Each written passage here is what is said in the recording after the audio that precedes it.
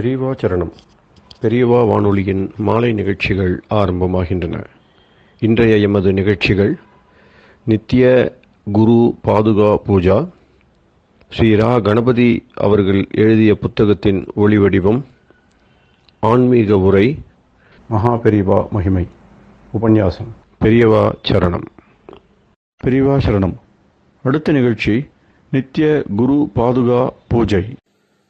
शुक्लां भरदरं विष्णुं शशिवर्णं चतुर्भुजं प्रसन्नवदनं ध्यायेत् सर्वविघ्नोपशान्तये।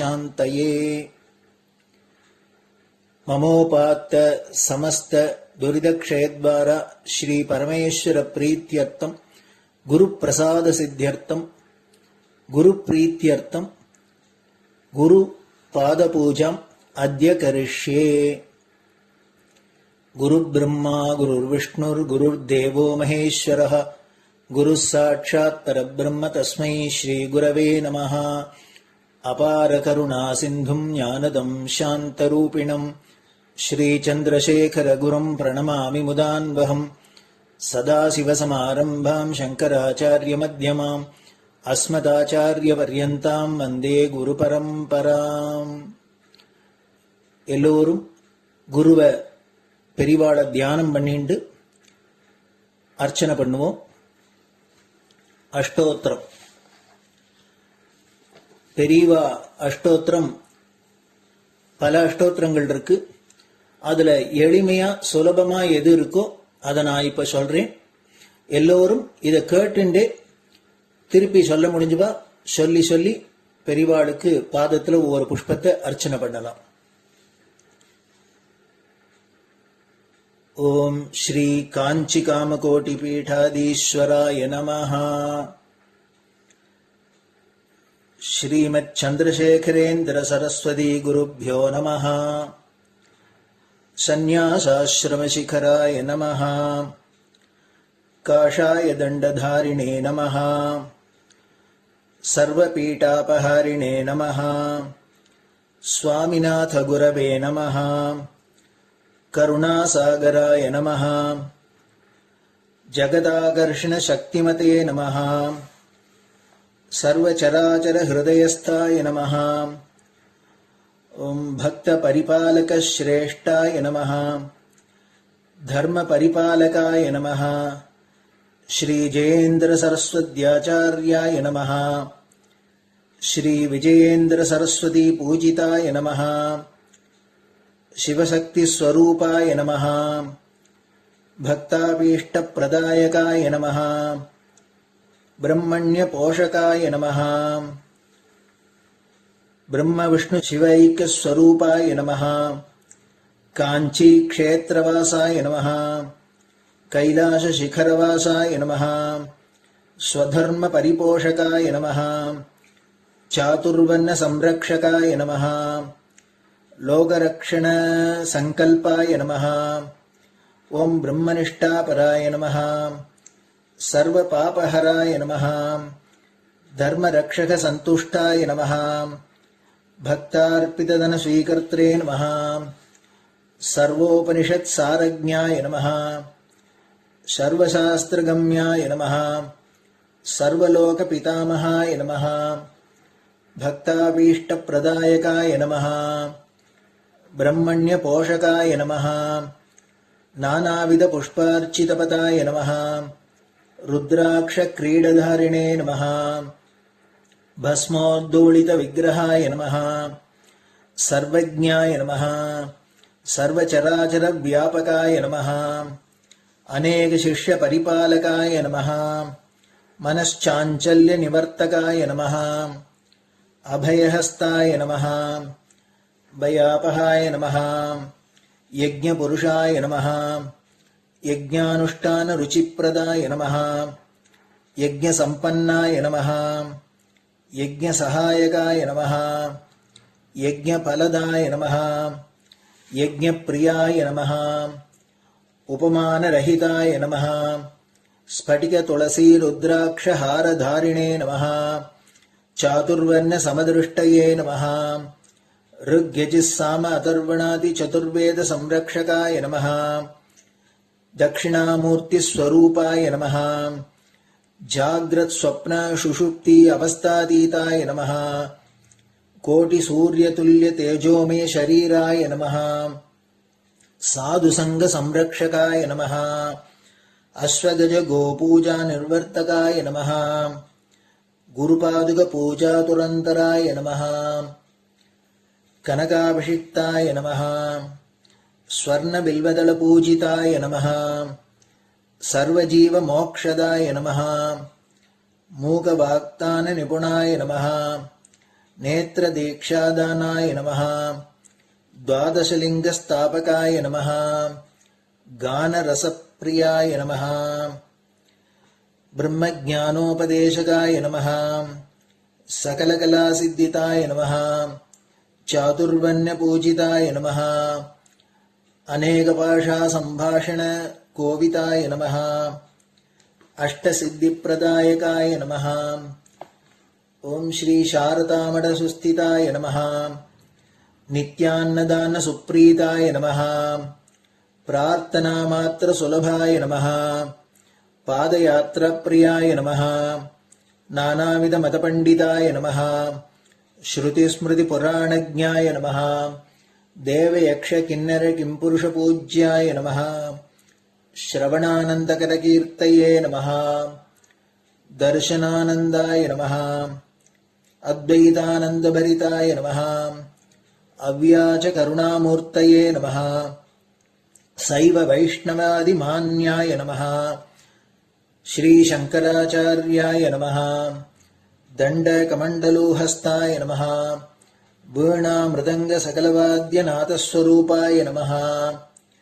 रामकथारसिकाय नमः वेदवेदाङ्ग आगमादिसकलकलासतस्प्रवर्तकाय नमः हृदयगुहाशयाय नमः शतरुद्रीयवर्णितस्वरूपाय नमः केदारेश्वरनाथाय नमः अविद्यानाशकाय नमः निष्कामकर्मोपदेशकाय नमः लघुभक्तिमार्गोपदेशकाय नमः लिङ्गस्वरूपाय नमः सालग्रामसूक्ष्मस्वरूपाय नमः कालड्यां शङ्करकीर्तिस्तम्भनिर्माणकर्त्रे नमः जितेन्द्रियाय नमः शरणागतवत्सलाय नमः श्रीशैलशिखरवासाय नमः डमरुकनादविनोदाय नमः वृषभारूढाय नमः दुर्मदनाशकाय नमः आभिचारिकदोषहर्त्रे नमः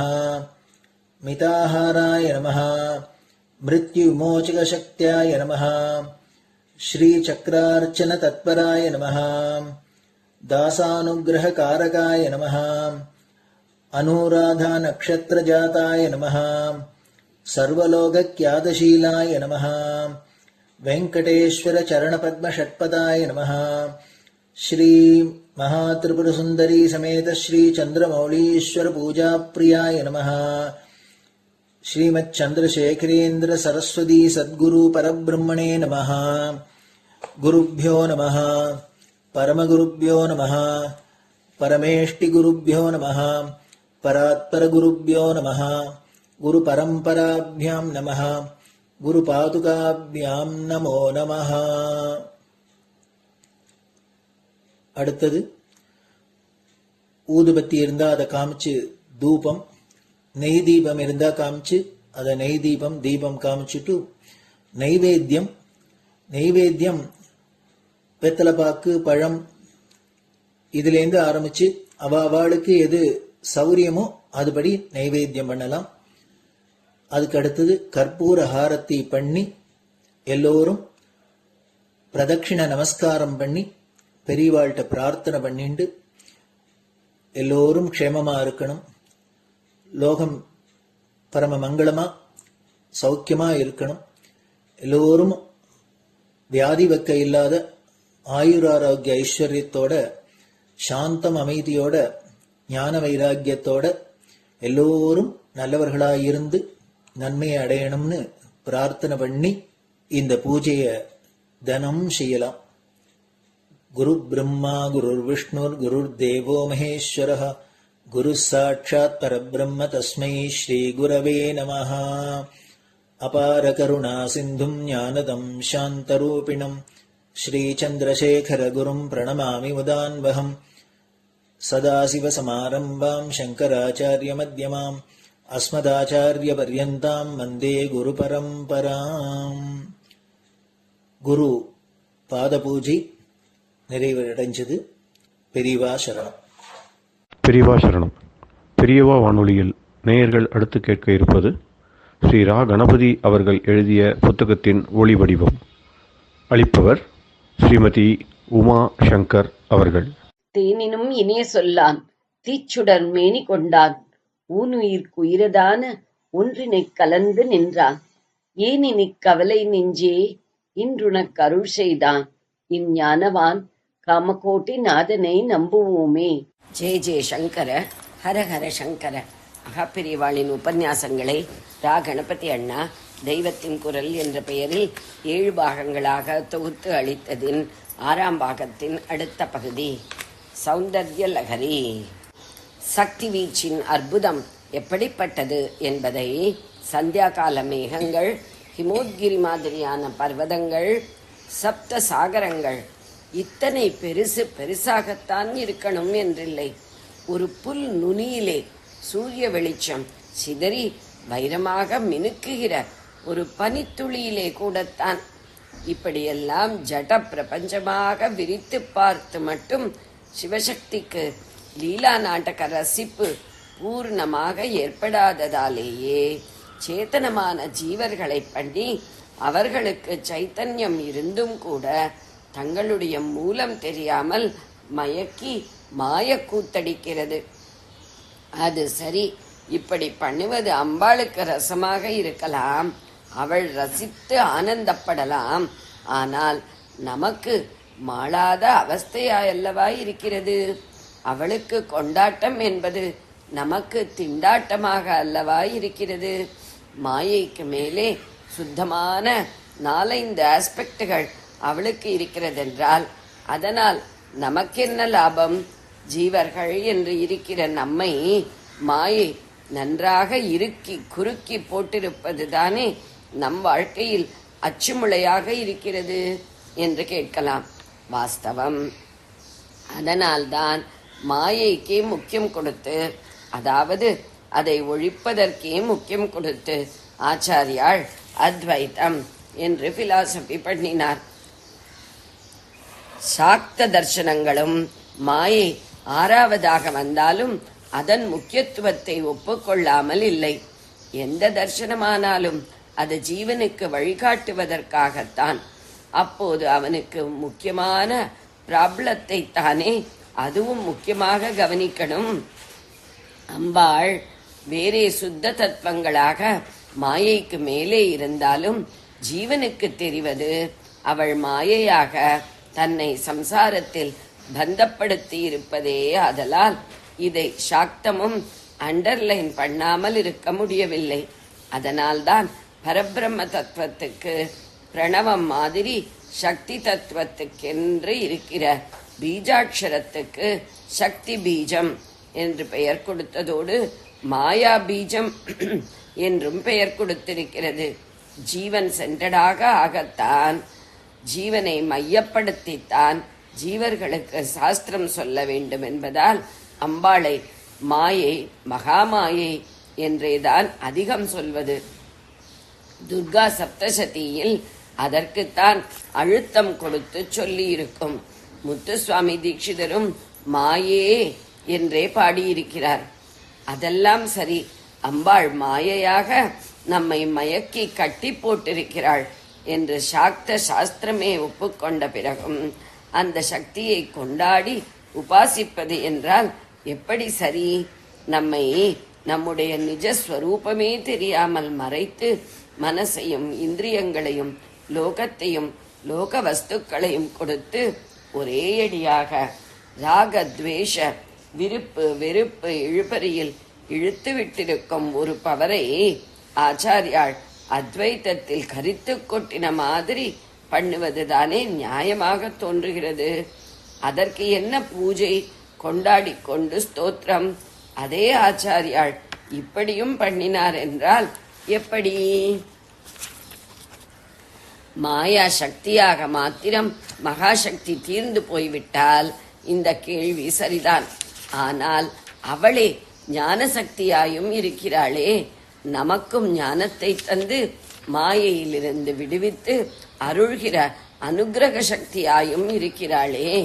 முன்னேயே சொன்னேன், ஜீவாத்மா என்று ஒன்றை அவள் மாயையால் பந்தித்து தள்ளினார் போல் வைக்கிறாள் என்றால் அதுவும் பிரித்து வைத்து சேர்த்து கொள்வதில் ஏற்படும் எக்ஸ்ட்ரா ஆனந்தத்திற்காகத்தான்.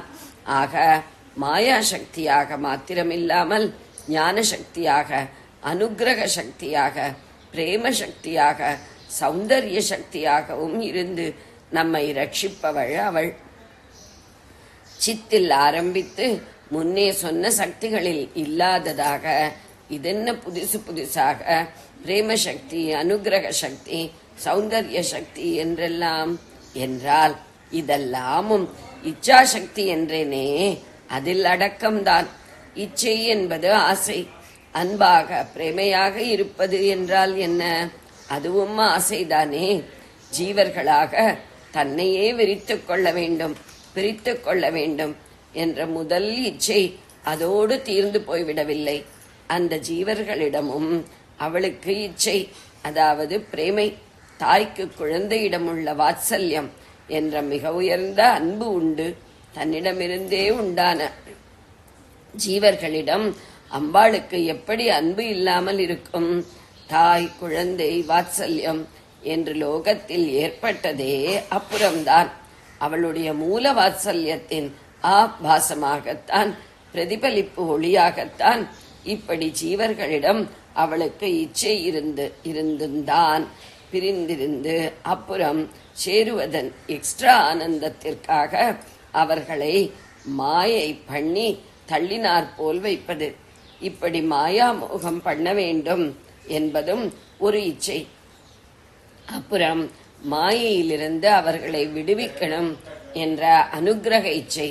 இதற்காக கொஞ்சம் கொஞ்சமாக மாயையிலிருந்து அவர்களை தன் பக்கமாக திருப்பிக் கொள்ள வேண்டும் என்று இச்சை.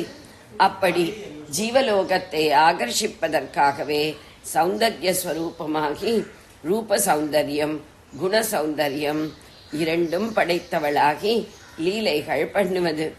இப்படி ஆகி இப்படி பண்ணணும் என்று முதலில் இச்சை, அப்புறமே அது காரியமாவது. எந்த காரியமானாலும் அதற்கு வித்து அதை பண்ண வேண்டும் என்று இச்சிப்பதுதான். நாம் வேண்டுமானால் இச்சை இல்லாமலே ஏதோ கெடுபிடி கட்டாயத்தின் மேலோ அல்லது நம்மை மீறிய பிரகிருதி வேகத்திலோ சில காரியங்கள் பண்ணலாம். சாக்ஷாத் பரபிரம்ம சக்தியானவள் இஷ்டப்பட்டு இச்சித்துத்தான் எதுவும் பண்ணுவது. இப்படி இச்சா சக்தியின் பல ரூபங்களாக தோன்றுவதுதான் பிரேம சக்தி, அனுக்கிரக சக்தி, சௌந்தர்ய சக்தி ஆகிய எல்லாமும். அன்பு என்று பொதுவாக இருக்கப்பட்ட பிரியத்தை பிரேமை என்றும், அன்பினால் செய்யக்கூடிய சிகரமான காரியமாக ஒரு ஜீவனை மாயையிலிருந்து விடுவித்து மோட்சம் தருவதையும் அதற்கு மார்க்கம் காட்டுவதையும் அனுக்கிரகம் என்றும் சொல்வது. நமக்கு ஒரு பரீட்சை பாஸாவதற்கு கூட அவள் அனுக்கிரகம் பண்ணுகிறாள் என்றாலும் நிஜமான அனுக்கிரகம் என்றால் அது மாயையின் அக்னி பரீட்சையில் நாம் பாஸ் பண்ணி சிரித்து ஞானத்துக்கு பாஸ் பண்ணுவதுதான். அப்படி அவள் பண்ணுவிப்பதுதான். துக்க கலப்பே இல்லாத சாஸ்வத ஆனந்தத்தை அளிக்கிற பேரருள் அது. அனுக்கிரகம் என்றால் பிரம்மஸ்வரூபமாகவே நம்மை ஆக்குவதுதான். ஆனாலும் பிரம்மஸ்வரூபத்தை மறைத்து அதை நாம் மறந்து ஜீவாத்மாவாக இருக்கிற போது நமக்கு உள்ள உடம்பை காரியத்தில் ஏவும் அந்தக்கரணம், அதாவது மனசு என்று வைத்துக் கொள்ளலாம். நாம் காரியம் பண்ணுகிற லோகம், அதிலே நம் மனசாலும் உடம்பாலும் செய்யும் காரியத்தால் நாம் பெரும் அனுபோகம் ஆகியவற்றை நமக்கு கொடுத்திருப்பதையே அனுக்கிரகம் என்று சாக்த சைவ சாஸ்திரங்கள் சொல்வதும் உண்டு. இதை தனுகரணம், புவனம், போகம் என்ற நாளை ஜீவனுக்கு தனு கரணம் புவனம் போகம் என்ற நாளை ஜீவனுக்கு அனுகிரகிப்பது என்று சொல்லி இருக்கும். தனுதான் உடம்பு, கரணம் அந்த கரணமான மனஸ், புவனம் என்பது லோகம், போகம் என்பது ஜீவாத்மா அடையும் அனுபோகங்கள். இதென்ன அநியாயம்? நம்முடைய நிஜமான பிரம்மஸ்வரூபத்தை மறந்து நாம் ஜீவாத்மாவாக திண்டாடுவதற்கு காரணமான நாளையும் தருவதையா அனுகிரகம் என்பது?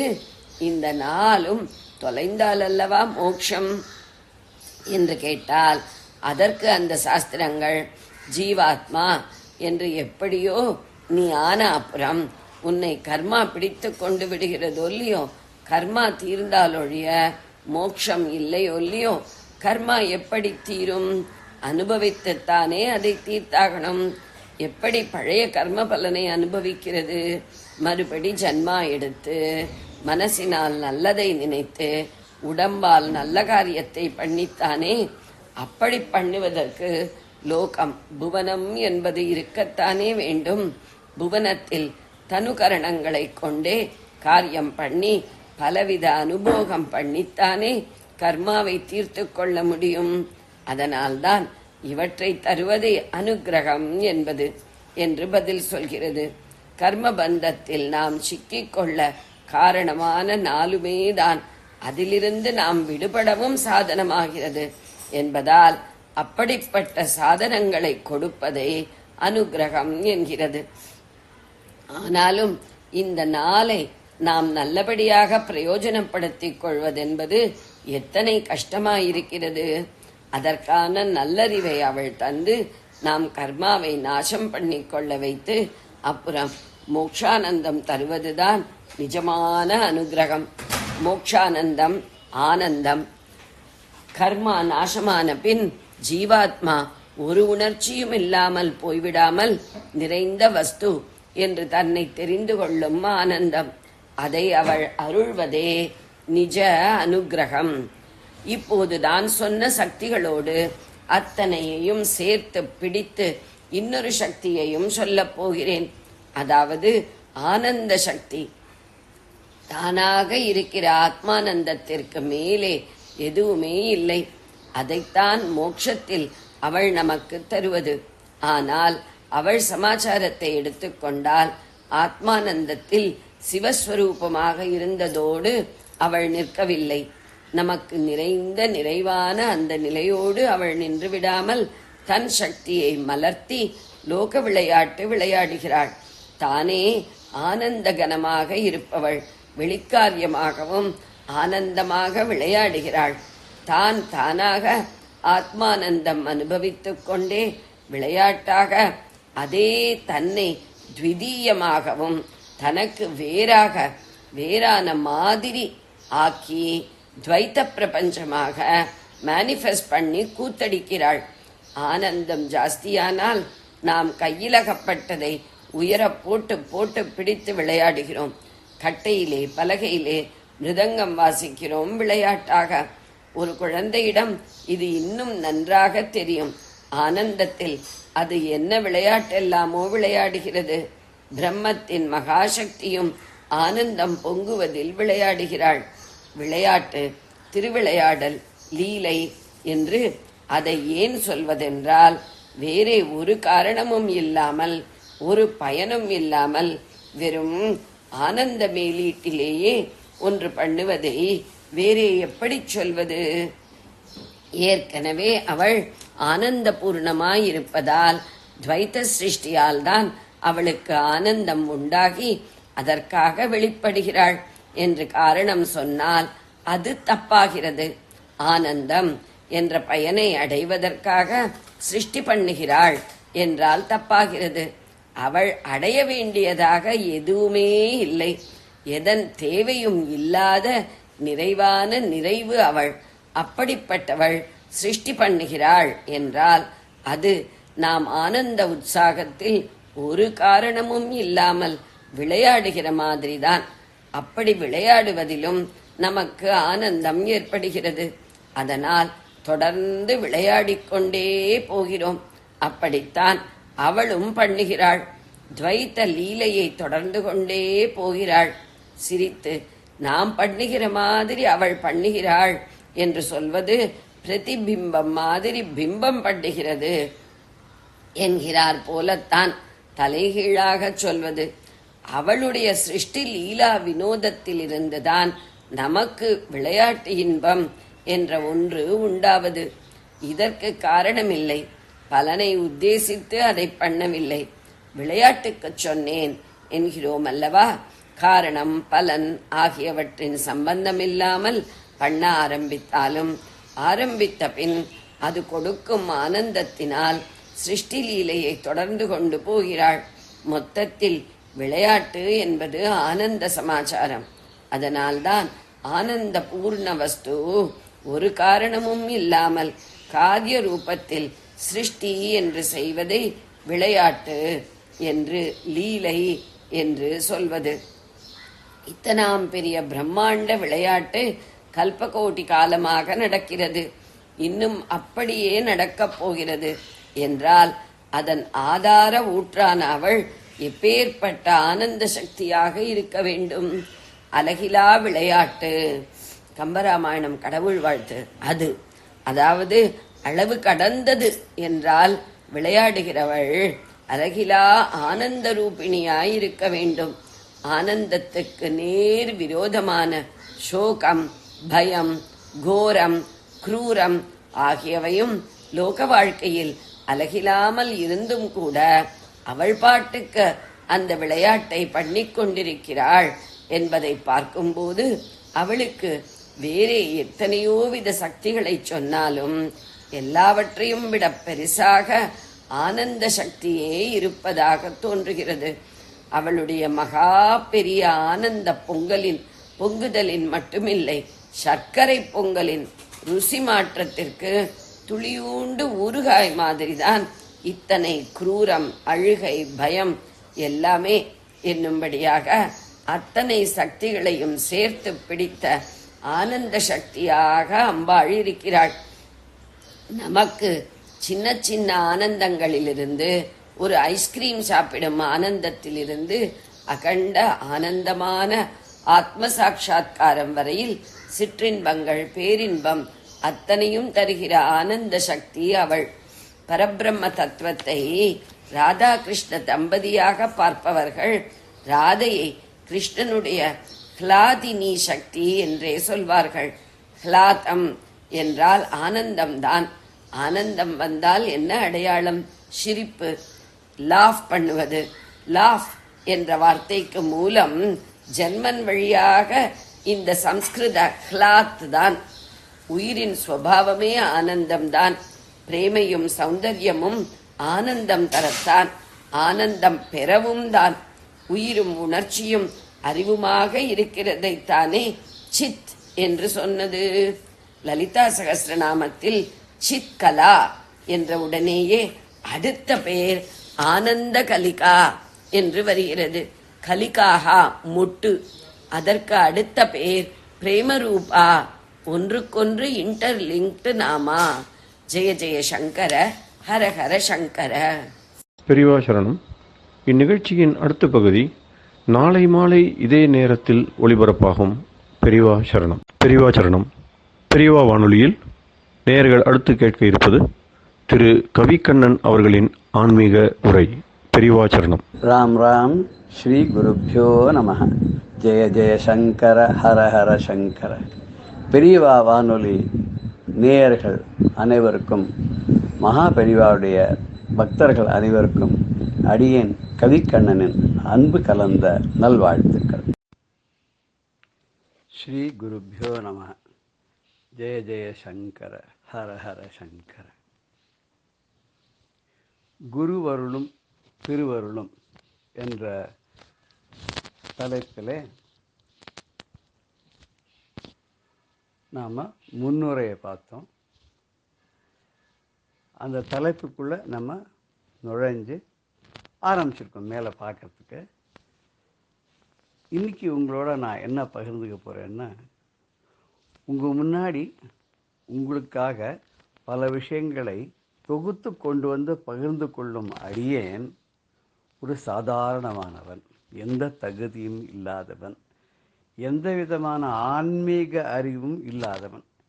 அப்படிப்பட்ட நான் உங்களுக்கு இவ்வளவு விஷயங்களை தொகுத்து கொண்டு வந்து கொடுப்பதற்கு எனக்கு அனுகிரகம் செய்த குருவை பற்றி கொஞ்சம் சொல்ல வேண்டும் என்பதற்காக இந்த தொடரை அவரை பற்றி ஆரம்பிக்கிறேன். அவரை பற்றி முதல் ஒரு வணக்கம் கூறி ஒரு ஸ்லோகத்துடன் ஆரம்பிக்கிறேன். வேத வேதாந்த சாஸ்திரஜம் விகசித முகாம்புஜம் கிருஷ்ணமூர்த்தி சாஸ்திரிவரியம் கிருபார்ணவம் சதாஸ்ரயே யஸ்ய தயா பிரவாகம் மே ஸ்ரீயம் ததாதி சர்வதா தஸ்மை ஸ்ரீ குரவே நமः ஜன்ம சாயுஜ்ய சித்தையே. இது ஒரு வேடிக்கையான சம்பவத்தோட ஆரம்பிக்கிறது. அடியேன் ஒரு சாதாரண ஒரு குறுக்கெழுத்தாளனாக ஒரு பொது காப்பீட்டுத் துறையில் நுழைந்து பிறகு அதுவே அரசாங்க நிறுவனமாக மாற தொடர்ந்து பல பரீட்சைகள் எல்லாம் எழுதி ஒரு 30 ஆண்டுகள் அங்கு உழைத்து அங்கே கடைசியாக மனிதவள மேம்பாட்டுத் துறை மேலாளராக ஒரு 8 வருடங்கள் இன்னும் பாக்கி இருக்கும்போதே விருப்ப ஓய்வு பெற்று வெளியே வந்தவன். அதுவரை ஒரு சம்ஸ்கிருத ஞானமோ இல்லை உபநிஷத்துகள் பற்றியோ கீதைகளை பற்றியோ எதுவுமே தெரியாது. அப்படிப்பட்ட நான் உத்தியோகத்தில் இருந்த சமயத்தில் ஒரு செமினாரை அட்டன் பண்ணுவதற்காக அகமதாபாத் என்று நினைக்கிறேன் அங்கு போயிருந்தபோது அந்த கான்ஃபரன்ஸில் ஒருவர் நல்ல பஞ்சகச்சம் கட்டிக்கொண்டு யோக வேஷ்டியோடு பட்டையாக விபூதிகள் அணிந்து நல்ல குடுமியுடன் திக்ஷண்யமாக மேடையில் அதிசரணமாக ஒரு 15 நிமிடத்துக்கு சம்ஸ்கிருதத்திலே பேசி அதைத் தொடர்ந்து அடுத்த 15 நிமிடம் அதே மேம்பாட்டுத்துறை மனிதவள மேம்பாட்டுத்துறை பற்றியதான அந்த கருத்தரங்கிலே தன்னுடைய சார்பாக தன்னுடைய கருத்துக்களை எல்லாம் வெளியிட்டு கொண்டிருந்தார். அவருடைய உரை முடிந்து அவர் கீழே இறங்கி வந்ததும் நான் படு ஆச்சரியத்தில் மூழ்கி போய் நான் சஃபாரி சூட்டில் இருந்ததை கூட மறந்து நேராக சென்று அவருடைய காலிலே விழுந்து வணங்கி அவருடைய ஆட்சிகளை கோரினேன். அப்பொழுது அவரிடம் நான் சொன்னேன், எனக்கு 52 வயதுகள் ஆகின்றது, இனி நான் சம்ஸ்கிருதம் கற்றுக்கொண்டு நான் பிஏ எம்ஏ பிஹெச்டி இது மாதிரி பண்ணி ஏதாவது ஒரு ரிசர்ச் சப்மிட் பண்ண முடியுமா அப்படின்னு கேட்டபோது அவர் வார்த்தை சொன்னார், நான் சென்னையில் தான் இருக்கேன், நீ சென்னைக்கு வந்தேன்னு என்னை பாரு, இந்த பரீட்சையெல்லாம் எழுதி இந்த வயசுக்கு மேலே பாஸ் பண்ணி டிகிரி வாங்கி ஒன்றும் பிரயோஜனம் இல்லை, எல்லாமே இந்த காலத்தில் ஆங்கிலத்தில் தான் பரீட்சையெல்லாம் எழுதுகிற, உனக்கு சம்ஸ்கிருத பற்றியும் தெரியணும், உபநிஷத்துகள் பற்றி கீதையை பற்றி பக்தி விஷயமான விஷயங்களை பற்றியோ வேதாந்தத்தை பற்றியோ எது தெரிஞ்சுக்கணுன்னாலும் நீ அங்கே நான் வகுப்புகள் நடத்தினேன் சாயங்காலத்தில், நிறைய பேர் உன்ன மாதிரி வயசானவாள்லாம் வர, அங்கே வந்தாக்க உனக்கு நீ நினைக்கிற மாதிரி பல விஷயங்கள் உங்களுக்கு கிடைக்கும், என்னால் முடிஞ்ச அளவுக்கு நானும் உன்னோட நிறைய விஷயங்களை கலந்துக்கிறேன் அப்படின்னு சொன்னார். சென்னை வந்த உடனே அங்கே ஏதோ யோஜனை பண்ணோம், 8 வருஷம் சர்வீஸ் இருக்குது, வியர்த்தமாக போச்சு லைஃப், இனிமேல் என்னத்துக்குன்னு சொல்லி நான் வேலையை விட்டுட்டேன். என் மனைவியும் 10 வருஷம் சர்வீஸ் இருக்கும்போது ஒரு அரசாங்க பள்ளியில் வேலை செய்து கொண்டிருந்தாள். அந்த ஆசிரியை தொழிலையும் அவளையும் விட்டு விட்டாள். அவளும் விட்டுவிட்டு அவளுக்கு ஒரு அபிராமிந்தாதி விஷ்ணு சஹஸ்ரநாமம் லலிதா சஹஸ்ரநாமம் இப்படியெல்லாம் சொல்லிக் கொடுக்கக்கூடிய ஒரு ஆசான் அமைந்தாள். அவளும் அதை கற்றுக்கொண்டு அந்த துறையில் ஈடுபட்டார். நானும் என்னுடைய ஆசானை நாடி சென்று அவருடைய வகுப்புகளை நான் வாரம் 3 நாட்கள் அவர் நடத்துவார், அதையெல்லாம் அட்டன் பண்ணி அவர் எனக்கு பல விஷயங்களை சொல்லிக் கொடுத்து சம்ஸ்கிருத ஞானத்தையும் உண்டு பண்ணி அத்துடன் கீதை உபநிஷத் எல்லா விஷயங்களும் சொல்லிக் கொடுத்து அவ்வப்போது பல ருச்சிகரமான விஷயங்களை எனக்கு என்னுடன் பகிர்ந்து கொண்டு என்னை ஊக்குவித்து என்னை ஒரு உபன்யாசகனாகவும் மாற்றிவிட்டார். 5 நிமிடத்திலிருந்து 50 நிமிடம் வரை எப்பொழுது வேணாலும் எந்த சமயத்திலும் எந்த விதமான ஒரு டாப்பிக்களையும் பேசக்கூடிய அளவுக்கு எனக்கு ஒரு உற்சாகத்தை கொடுத்து எனக்கு உத்வேகத்தை கொடுத்து எனக்கு அருளாசி வழங்கி எனக்கு பல விஷயங்களை என்னுடன் பகிர்ந்து கொண்டு என்னை தயார் செய்த பெருமை அவரை தந்தார். இவ்வளவு சொல்கிற அவர் எப்பேற்பட்டவர் அப்படின்னு கேட்டால், அவர் சிறு வயது முதற்கொண்டு பெரிய ஆச்சாரமான அனுஷ்டானத்தோடு கூடிய ஒரு குடும்பத்தில் பிறந்து வேதம் பயின்று, வேதாந்தம் பயின்று, சம்ஸ்கிருத கல்லூரியிலே சம்ஸ்கிருதமும் பணிந்து, அதற்கு மேலே வேதாந்த பாஷ்யங்களை எல்லாம் கற்று, தன்னுடைய தகப்பனாரிடமே அத்தியனம் செய்யும் பாக்கியத்தை பெற்று, பல ஆச்சாரியர்களுக்கு நெருக்கமானவராக இருந்து, காஞ்சி மகா சுவாமிகள், ஆண்டவன் சுவாமிகள், அகோபிலமடம் ஜீயர் சுவாமிகள் என்று பல பல பல சன்னியாசிகள், பல பல மகான்களுடைய தொடர்பு கொண்டு கேந்திரிய வித்யாபீட்டத்திலே அத்தியட்சராக இருந்து, அதன் பின் சம்ஸ்கிருத கல்லூரியிலே முதல்வராகவும் இருந்து, மகாமகோபாத்தியாய பட்டம் வாங்கி, நம்முடைய ஜனாதிபதியினுடைய விருதையும் பெற்று, அடாடாடாடா அவருடைய பெருமை சொல்ல சொல்ல ஒரு நாளெல்லாம் போராது. அப்பேற்பட்ட ஒருவர் நமக்கு கிடைப்பது அவ்வளவு சுலபமா என்றால் அதி சுலபம். நாமும் அவரை நெருங்கி செல்லலாம், அவரும் நம்மை சுலபமாக நெருங்கி வருவார். பழகுவதற்கு ரொம்ப இனிமையானவர், பழகுவதற்கு குழந்தை போன்றவர், கல்மஷம் துளி கூட இல்லாதவர். அவருக்கு வேதம், வேதாந்தம், சாஸ்திரம் எல்லாவற்றிலும், தர்க்கம், மீமாம்சம் எல்லாவற்றிலும் கரை கண்டவர். அற்புதமான ஒரு மனுஷர்.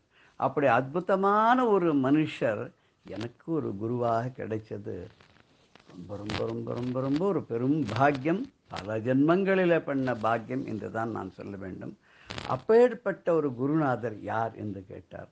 அவர்தான் முல்லைவாசல் டாக்டர் மகாமகோபாத்தியாய கிருஷ்ணமூர்த்தி சாஸ்திரிகள். அவர் இன்றும் சென்னையில் இருக்கிறார். அவர் வருடா வருடம்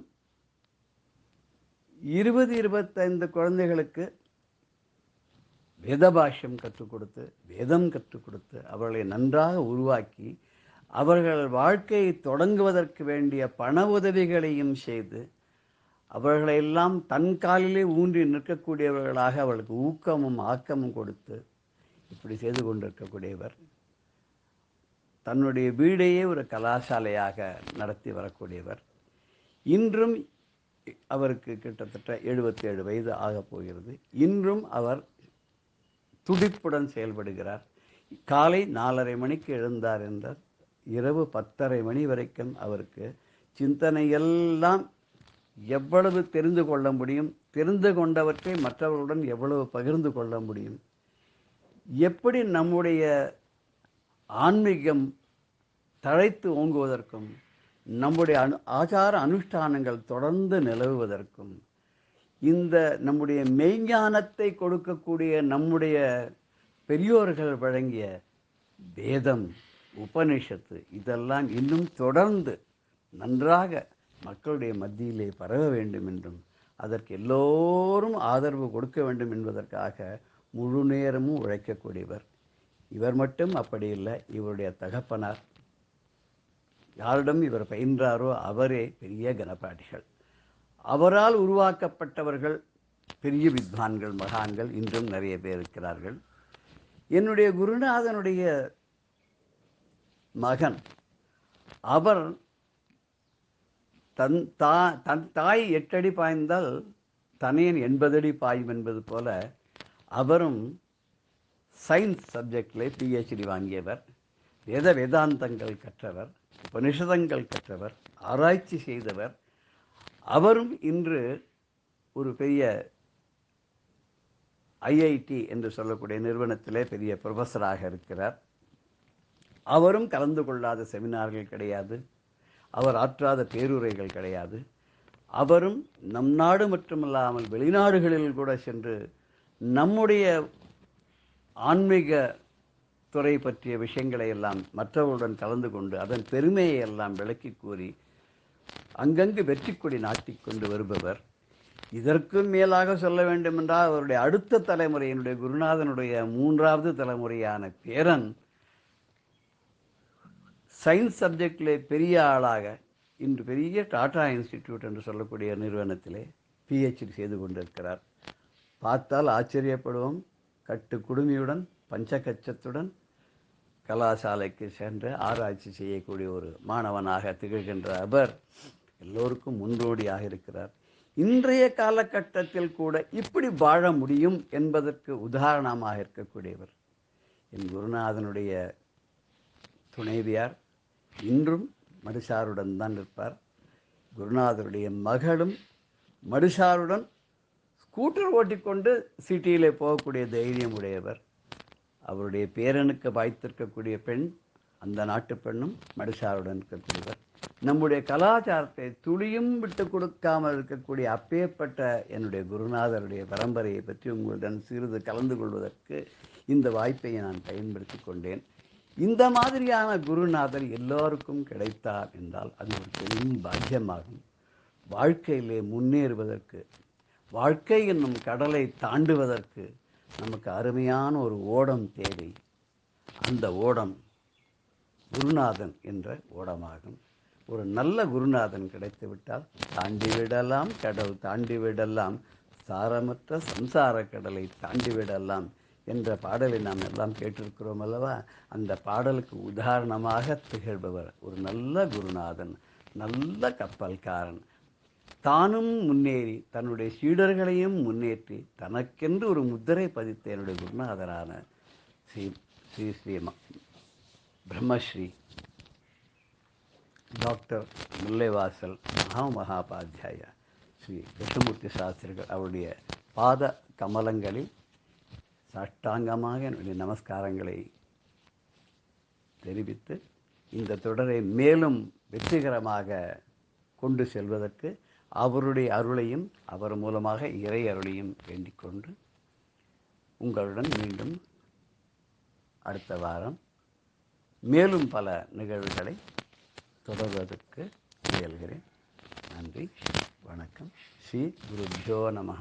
ஜெய ஜெயசங்கர, ஹர ஹர சங்கர. பெரியவா சரணம். இந்நிகழ்ச்சியின் அடுத்த பகுதி நாளை மாலை இதே நேரத்தில் ஒளிபரப்பாகும். பெரியவா சரணம். பெரியவா சரணம். அடுத்த நிகழ்ச்சி மகா பெரியவா மகிமை உபன்யாசம். வழங்குபவர் பிரம்மஸ்ரீ கணேச சர்மா அவர்கள். 1914 வருஷம் மகேந்திரமங்கலத்தில் வித்யாபியாசத்தை முடிச்சுண்டு பெரியவா கும்பகோணத்துக்கு வந்தா. 1911 வருஷத்திலேருந்து 1915 வருஷம் வரைக்கும் மடத்தோட நிர்வாகம் ஜில்லா கோர்ட் பாதுகாப்புல ஒரு கார்டியனை நியமிச்சு மடத்து நிர்வாகம் நடந்துன்னு வந்தது. காரணம், பெரியவா மைனருங்கிற அந்த ஸ்திதியில இருந்ததுனால இப்படி ஒரு ஏற்பாடு ஆயிருந்தது. ஆனா 1915 வருஷம் மே மாசம் பெரியவாளுக்கு 21 வயசு பூர்த்தியாகி மேஜருங்கிற ஸ்டேட்டஸ் வந்ததுனால நிர்வாக பொறுப்பு முழுக்கலும் பெரியவா கைக்கே நேரடி பார்வைக்கு வந்தது. நேரடி பார்வைக்கு நிர்வாகம் வந்தா கூட நம்ம மடத்துல சம்பிரதாயம் அவ பேனா எடுத்து கையெழுத்து போடுறது, அந்த அலுவலகத்துல நிர்வாக ரீதியா என்னென்ன காரியங்கள் பண்ணணுமோ அதெல்லாம் இவா டைரக்டா பீடாதிபதிகள் பண்றது இல்லை. அதுக்கு பதிலா அவளோட ஷார்பில் ஸ்ரீகாரியம் ஏஜென்ட் அப்படின்னு ஒரு நிர்வாகஸ்தரை நியமனம் பண்ணி அவளுக்கு எல்லா பவரையும் கொடுத்து இந்த ஆச்சாரியால் என்னென்ன பண்ணணுமோ அதை எல்லாத்தையும் அந்த ஸ்ரீகாரியம் ஏஜென்ட் மூலியமாக பண்றது அப்படிங்கிறது சம்பிரதாயம். அதுபடி பெரியவா தன்னோட நேரடி பொறுப்புக்கு வந்தோன்னு திருப்பாதிரிப்புலியூர் பசுபதி ஐயர் அப்படிங்கிறவர் ஸ்ரீகாரியம் ஏஜென்ட்டா நியமனம் பண்ணினா. இவர் எந்தவித சன்மானமும் வாங்கிக்காத, சம்பளமும் வாங்கிக்காத மடத்துல ஸ்ரீகாரியம் ஏஜென்ட்டா இருந்து கைங்கரியம் பண்ணினார். பெரியவா பட்டத்துக்கு வந்த அன்னிலேருந்தே இவருக்கு மடத்தோட பெரிய தொடர்பு உண்டு. அப்படி ரொம்ப ஒரு தியாகத்தோட கைங்கரியம் பண்ணியிருக்கார் இந்த பசுபதி ஐயர். அப்படி 1915 வருஷம் நேரடி நிர்வாகம் வந்தோன்னு பெரியவா நிர்வாகத்துல முதல்ல நடந்த விசேஷம் சங்கர ஜெயந்தி. அந்த வருஷம் சங்கர ஜெயந்தியை வெகு விமர்சையா பெரியவா கும்பகோணம் மடத்துல கொண்டாடினா. அப்போ ஆரிய தர்மம் அப்படின்னு ஒரு மாத சஞ்சிகை, தமிழ் மாத பத்திரிகை, அதை வெளியிடுறதுக்கு ஆரம்பிச்சா. பிற்காலத்துல அது ரொம்ப பிரசித்தமா நன்னா நடந்திருந்தது. இந்த ஆரிய தர்மத்தை ஸ்ரீரங்கத்துல வாணிவிலாஸ் பிரஸ் அப்படின்னு ஒரு பிரசித்தமான பிரஸ், அதுல டி.கே. பாலசுப்ரமணியர் அப்படின்னு அவரோட மேற்பார்வையில அவரோட பொறுப்புல தான் இந்த ஆரிய தர்மம்ங்கிற பத்திரிக்கை வெளிவந்திருந்தது. அதுக்கப்புறம் 1916 வருஷம் கும்பகோணத்துல நவராத்திரி உற்சவம் நடந்தது. இந்த நவராத்திரி உற்சவத்தை வெகு விமரிசையா கொண்டாடினா பெரியவா. எவ்வளவு விமரிசையா கொண்டாடினா அப்படின்னா, அதுக்கு என்னென்னலாம் செலவாச்சு அப்படிங்கிறது மடத்துல கணக்கு இருக்கு. அதில் பார்த்தீங்கன்னா 50,000 ரூபா போல ரொக்கமா செலவழிஞ்சிருக்கு. இது சாப்பாட்டு செலவை தவிர. சாப்பாட்டு செலவையும் சேர்த்தா லட்ச போஜனம் அப்படின்னு பண்ணி வச்சிருக்கா. லட்சார்ச்சனை, லட்ச தீபம், லட்ச போஜனம் அப்படின்லாம் பண்ணி வச்சா. அப்படின்னா 1,00,000 பேருக்கு சாப்பாடு போடணும் அப்படின்னா அன்னதான செலவு எவ்வளவு ஆகியிருக்கும்? மடத்துக்கு பக்கத்துல பின்னால சேஷையா சஷில் அப்படின்னு திவானா இருந்தவ. அவளோட பங்களால தான், அவளோட வீட்டுல தான் ஸ்டோர் ரூமா வச்சிருந்தா. அப்படின்னா கும்பகோணத்துல தஞ்சாவூர் ஜில்லால இருந்த எல்லா தனிகர்களும் தங்களால ஆன சாமான்கள்லாம் கொண்டு 1 மாசத்துக்கு முன்னாலேயே இங்க மடத்துக்கு காணிக்கையா கொடுக்க ஆரம்பிச்சிட்டா. அங்க மடத்துல வைக்கிறதுக்கு இடம் இல்லாத அங்க பின்னால வீட்டுல கொண்டு வைக்க முடியுமா, பெரிய வீட்டுல வைக்க முடியுமா இருந்தது. அந்த அளவுக்கு சாமான்கள்லாம் சேர்ந்து விமரிசையா நடந்தது. இந்த அன்னதான செலவு, இந்த 50,000 ரூபாய் செலவு எல்லாத்தையும் சேர்த்தா கிட்டத்தட்ட 1,00,000 ரூபா போல செலவாகி இருக்கலாம். ஏன்னா பெரிய காரியமா அப்படின்னு நமக்கு தோணலாம். கொஞ்சம் யோஜனை பண்ணி பாருங்க. ரூபா நோட்டுனா என்னன்னு தெரியாத காலம் 1916ஆம் வருஷத்துல ஒரு நவராத்திரி உற்சவத்துக்கு 9 நாள் 10 நாளைக்கு 1,00,000 ரூபாய் செலவழிச்சுது அப்படின்னா எவ்வளவு விமரிசையா நடந்திருக்கணும். இவ்வளவு இன்ஃப்ளேஷன் எல்லாம் உயர்ந்து பணவீக்கெல்லாம் உள்ள காலத்துல கூட, இவ்வளவு விலைவாசி உயர்ந்த காலத்துல கூட எல்லாரும் நவராத்திரிக்கு 1,00,000 ரூபாய் செலவழிக்கணுமா அப்படின்னு தெரியல. ஆனா பெரியவா 1916ஆம் வருஷமே நவராத்திரி செலவு 1,00,000 ரூபாய்க்கு போல செலவழிச்சிருக்கா. அப்படின்னா பெரியவா பண்ற ஒவ்வொரு காரியமும் இப்படித்தான் இருக்கும் போல இருக்கு. இனிமே நம்ம பண வால்யூவை வச்சுன்னு தான் இல்ல நாம எடை போடுறதுங்கிறது இல்லை, ஒரு நமக்கு புரியணுங்கிறதுக்காக இதை சொன்னேன். அதுல பார்த்தேன்னா லட்சதீபம் அப்படின்னும் கும்பகோணம் மடத்துல இன்னமும் இருக்கு. எல்லா இடத்துலையும் மரத்தினால யானை மாதிரி உருவம், துவாரபாலகா மாதிரி உருவம், சிவலிங்கம் மாதிரி உருவம் இதெல்லாம் பண்ணி அதுல பித்தளையில வழக்கெல்லாம் பொருத்தி அதுல நெய்யை விட்டு ஏற்றி வைக்கிறது. பார்த்தா சாயந்தர வேளையில ஜெகஜோதியா திரும்பின இடம்லாம் ஜோதிர்மயமா இருக்கும். அப்படி ஒரு லட்சதீபம் ஏத்தி அலங்காரம், அம்பாளுக்கு லட்சார்ச்சனை, நூற்றுக்கணக்கான சஹஸ்ரநாமங்கள், சுவாசினி பூஜைகள், சண்டி ஹோமம், வேத பாராயணங்கள், இன்னும் தேவி மகாத்மிய பாராயணம், இன்னும் என்னென்ன உண்டோ. ஒரு பக்கம் பார்த்தாக்க திரும்பின இடம்லாம் ஒரே கோலாகலம். ஒரு பக்கம் பார்த்தா வைதிகள்லாம் வேத கோஷமா இருக்கும், இன்னொரு பக்கம் பார்த்தா பூஜை நடந்துன்னு இருக்கும், இன்னொரு பக்கம் பார்த்தா வித்வான்கள்லாம் சங்கீத கச்சேரி பண்ணிட்டு இருப்பா. இப்படி எங்க திரும்பினாலும் ஒரே கோலாகலமா மக்களமா இந்த நவராத்திரி உற்சவம் நடந்தது. இந்த நவராத்திரி உற்சவத்துல லட்ச போஜனம் அப்படின்னு அதை நடத்தினவர் தேப்பரமாநல்லூர் ராமசுவாமி சிவன் அப்படின்னு சொல்லுவா. அவர் அன்னதான சிவன் அப்படின்னு குறிப்பிடுவா. தஞ்சாவூர் ஜில்லால அன்னதான சிவன் அப்படின்னா தெரியாதவா இருக்க முடியாது அந்த காலகட்டத்துல. இந்த அன்னதானம் பண்றதுக்குன்னே ஒரு அவதாரம் அப்படின்னு சொல்லலாம் அந்த அன்னதான சிவன். அப்படி அன்னதானம் பண்ணிக்க தஞ்சாவூர் ஜில்லால எந்த கோவில்ல எந்த இடத்துல என்ன உற்சவம் நடந்தாலும் அதுக்கு தன்னோட பரிவாரங்களோட போய் நூற்றுக்கணக்கான ஆயிரக்கணக்கான பேருக்கு எப்போ வந்தாலும் வயிறு நிறைய அன்னம் போடுறதுங்கிறது இந்த அன்னதான சிவனோட கைங்கரியம். அதனாலே அவருக்கு அன்னதான சிவன் அப்படின்னு பேரு. இப்படி அன்னதானம் பண்ணினவர் என்ன கோடீஸ்வரா அப்படின்னா இல்ல. அவரோட சொத்து என்ன அப்படின்னா, அவர் மனைவி காலமானதுக்கு அப்புறம் மடத்திலேயே கும்பகோணம் மடத்திலேயே தங்கி இருந்தார். ஒரு 4 முழம் வேஷ்டியை கட்டின்னு இருப்பார். அவர்கிட்ட ஒரு பழைய மாட்டு வண்டி, ஒரு காளமாடு இருக்கும். இவர் காலங்கார்த்தால ஸ்நானம் பண்ணிவிட்டு பட்டப்பட்டையா விபூதியும் போட்டுண்டு நேரம் இந்த வண்டியை எடுத்துண்டு அதில் மாட்டை பூட்டி வண்டியில ஏறி உட்கார மாட்டார். அந்த வண்டியை மாட்டை பிடிச்சுட்டே கும்பகோணம் கடவீதி எல்லாம் போவர். இப்படி போறதே எல்லாரும் என்ன பண்ணுவா, இவர் ஒண்ணுமே கேட்க மாட்டார், இந்த தெருவோட போயிட்டே இருப்பார். அந்தந்த கடைக்காரெல்லாம் பார்த்தவாள்லாம் என்ன பண்ணுவான்னு, அரிசி கடைக்காரர் பார்த்தாருன்னா சிவனோட வண்டியை பார்த்தா உடனேயே ஒரு முட்டை அரிசியை கொண்டு அவர் வண்டியில வைப்பா. அடுத்தது வெள்ளை கடைக்காரா இருந்தா உடனே வெள்ளத்தை கொண்டு வைப்பா, புளியை கொண்டு வைப்பா, உப்பை கொண்டு வைப்பா, மிளகாயை கொண்டு வைப்பா. யாரால என்ன வியாபாரம் பண்றாலோ எல்லா வியாபாரிகளும் சிவனையும் சிவன் வண்டியும் பார்த்தோன்னே அவர் கேட்காதே எல்லாரும் கொண்டு சாமான குமிச்சிடுவா. அந்த வண்டி ரொம்ப எடுத்துனா நேரம் மடத்துக்கு வருவர், அந்த சாமான்லாம் இறக்கி வைப்பார். அன்னைக்கு எலெக்ஷன் தீர்ந்தது, உடனே இவர் படுத்து விடுவார். எப்படி சாப்பிடுவார், இத்தனை பேருக்கு அன்னதானம் பண்றவர் அந்த அன்னதானத்துக்கு சமைச்சதுல ஒரு பருக்கு அவர் சாப்பிட மாட்டார். இத்தனை பேருக்கும் ஆகாரம் பண்ணி வச்சுட்டு பக்கத்துல யார்ட்டியானும் சொல்லி ஒரு தயிர் சாதம் மோர் சாதம் தான் சாப்பிடுவார். அப்படி ஒரு எளிமையான மனுஷன். அவர் பிற்காலத்துல காலமானத்துக்கு அப்புறம் அவரோட சொல்பமான 10 ரூபாய் 20 ரூபா 50 ரூபா அப்படின்னு சொல்லக்கூடிய அளவுக்கு ஏதோ பணம் மீந்திருந்தது.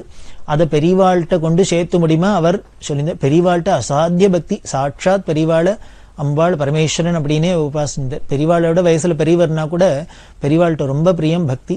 பெரியவாளுக்கும் அன்னதான சிவன்கிட்ட ரொம்ப மரியாதை. பெரியவா கடுமையான உபவாசங்கள்லாம் இருந்திருக்கா. சின்ன வயசுல இப்ப இடத்துக்கு வந்தோடனே அந்த சன்னியாசாசிரமத்துக்கு உண்டான தர்மப்படி இருக்கணும் அப்படின்னு. சன்னியாசாசிரமத்துல எல்லா நியமங்களும் ரொம்ப கடுமையான ஆகார நியமோ கடுமை, ஜபதமங்களோ கூட, இப்படி பலவிதமான நிஷ்டைகள்ல இருக்க வேண்டியிருக்கு, தபஸை ஏத்திக்க வேண்டியிருக்கு. அதுபடி பெரியவா இருப்பா. வெறும் வில்வ கொழுந்தையே சாப்பிட்டு வெறும் வேப்பல கொழுந்தெல்லாம் சாப்பிட்டு எல்லாமே பல காலம் இருந்திருக்கா பெரியவா.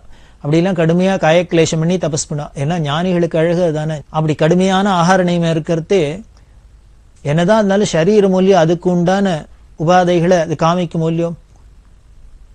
அதெல்லாம் காமிக்கிறதே மடத்துல நிர்வாகத்துல இருக்கிறவளுக்கு ரொம்ப கஷ்டமா இருக்கும். எல்லாரும் சாப்பிட்டுட்டு பெரியவா மட்டும் சாப்பிடாத இருந்து அதனால உடம்பு உபாதையெல்லாம் இருந்ததுன்னா எல்லாருக்கும் மனசு வருத்தமா இருக்கும் இல்லையோ.